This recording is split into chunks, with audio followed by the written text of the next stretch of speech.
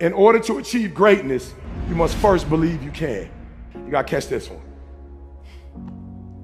I honestly believed in the earlier part of my career, when I used to stand on these kind of stages, I wasn't as effective as I am now, because when I was first introduced to do something like this, maybe 500 people, 1,000 people, I literally would come in the room, and as gifted and as talented as I was, even though I belonged and I had everything I needed to do, I would walk in the room and feel like I don't belong in this room. I remember, same gift, the videos had already been out, my numbers were great, and I would come in rooms and go, or like that room, like I go to a high school, like boom, I go to a youth detention center, boom, I go to a prison, boom. I come to corporate and go, I don't know if I belong in here. Everybody in the room don't look like me. They don't come from where I come from. I don't know if I belong here. And I'll never forget. And I started talking to Les, and I started naming like, yo, you, Les Brown, this person, #1 in the world. He said, don't you ever say that again. I said, don't say what? He said, you the best in the world right now. I said, what? He said, you the best in the world right now. There's nobody as good as you in the world. You're the best right now. The only reason you're not the best right now is because you don't believe you're the best now. And when you walk out this room, I want you to go in and say, I'm the best right now. He said, before you even become #1, start to proclaim it and say it long before it happens. Say, I'm the #1 motivational speaker in the world. And when I was number 20, I started saying, I'm the #1 motivational speaker in the world. And I went to the computer, and the world said exactly what I said, that Ericthomas is #1 in the world. I spoke it, the world heard it, and it activated. Your problem is that you don't believe you belong here. Your problem is that you don't think you should be sitting down here. When I believed that my voice was needed in this world, when I believed that I needed to be on the stage, not for myself, but to speak to a group of people who come from where I come from, a working class, who don't know what it's like to make millions and millions of dollars, who don't understand what wealth looks like, that I needed to come in the room with a single parent mother, with a father not in my life, being homeless and a high school dropout. Only somebody who comes from where you come from can tell you you belong. And I had to get my butt on stage, because there's some folks that Les Brown can't reach. There's some folks that Tony Robbins can't reach. There's some folks that only I can reach. And so I need to be on the stage with them, doing what I was called to do. And there are those of you still up there because you don't think you belong in that $1 million home. Look, I'll never forget when I first told them I was moving to California, I was putting my wife deserves to be out of the winter in Michigan. She deserves that. I remember they said, E.T., you moving to Cali? I was like, yeah. They said, what was the first thing they said? You know how expensive California is? I said, it can't be too expensive. There's millions of people that live there. Like for real, when I moved there, it won't be like 5 of us in California. There are 5 human beings. I'm like, there's a lot of people live in California. It can't be that expensive. Are you selling your home in Michigan? I said, no, why would I do that?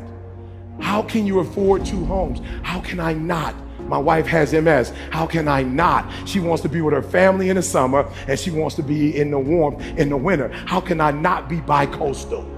I won't be the first one. As a matter of fact, there's some people who own 3 and 4 homes. So we got one there, and now I'm looking at the French Riviera as my next spot. We talked about the French Riviera, baby. That's my next spot. Listen to me very closely. If I had one message to leave you with that's a game changer, is you need to start to believe. Yeah, write this down. No. Do me a favor. Don't say that. Don't say you believe. Don't do that. Don't do that. Don't say, look, it's not a behavior that I'm looking for. It's a mindset. No. Here's the problem. You can't have, as powerful as the human mind is, it cannot think 2 thoughts at once. So here's what I need you to do. You need to get with these people down here, and you need to reprogram your mind. All right, let me tell you why I'm saying that. So I got a friend of mine, like he sees how I treat my wife, right? So like I was homeless, high school dropout. So anything, like if Didi thinks it, I'm gonna get it for her. I cook, I clean, like we are a partnership. Like we do everything together. And so my boy watched the response I was getting from my wife as I wash clothes, as I cook, as I iron. And I'll never forget, my boy was like, I'm about to do that. And I was like, I wouldn't do that if I was you. He was like, no, I'm gonna start doing that. I was like, I wouldn't do that if I was you.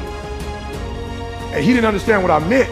But what I meant by it is, you're going to do it, but you're not gonna be able to do it consistently because you're mimicking my behavior, not my thought process.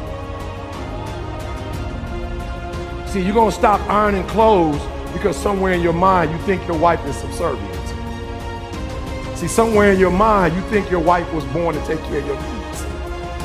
I'm not saying there's nothing wrong with that. I'm just telling you, you can't do what I do with that mindset. Like, you can't believe, because so now you're gonna start ironing clothes, and the people in your culture are gonna say, what are you ironing clothes for? That's a woman's job. See, I don't have a problem when people tell me, I'll never forget, I was on the floor in an apartment we had, and I was mopping the floor on my knees, and my boy came in and was like, what are you doing? I was like, I'm mopping the floor. You ain't never seen nobody wipe the floor? He was like, not on your hands and knees. I was like, yeah, my wife is a neat freak, so I got to get on my hands and whatever. He was like, yo, bro, you whipped. I was like, you ain't know that? What, you trying to embarrass me? You just found out I was whipped, bro? He was like, yeah, you whipped. I was like, I see that as a compliment. Whipped. Bruh, when I was homeless and living in abandoned buildings, my girl would sneak me into her crib.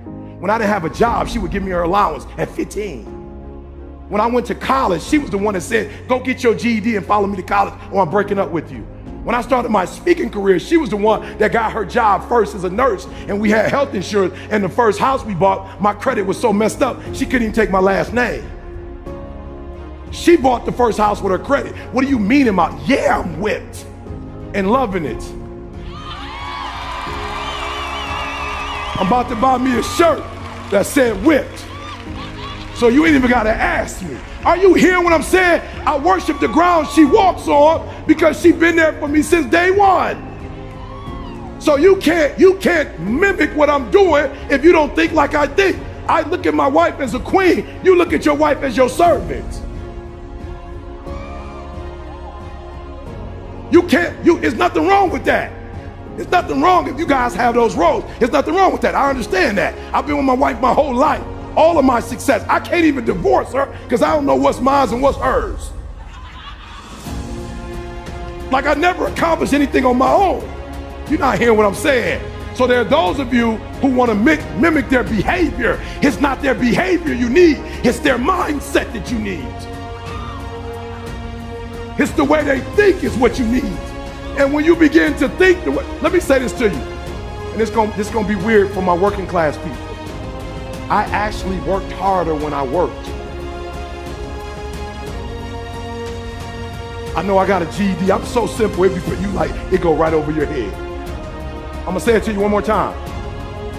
What I make in an hour now presentation, I actually worked harder when I was working. Some of y'all, you have been in the working class your whole life. You missed what I just said. I actually worked more hours, worked harder, and got less money when I used to work. Now that I have a wealth mentality, I just had a promoter call me to do some stuff in another country and was like a couple hundred. And I'm like, I'm good, bro. And he was like, no, did you hear how much I said? My man couldn't believe I was telling him no. He was like, how can you say no to 200,000? I said, because I'm an ATM machine. I'm wealth.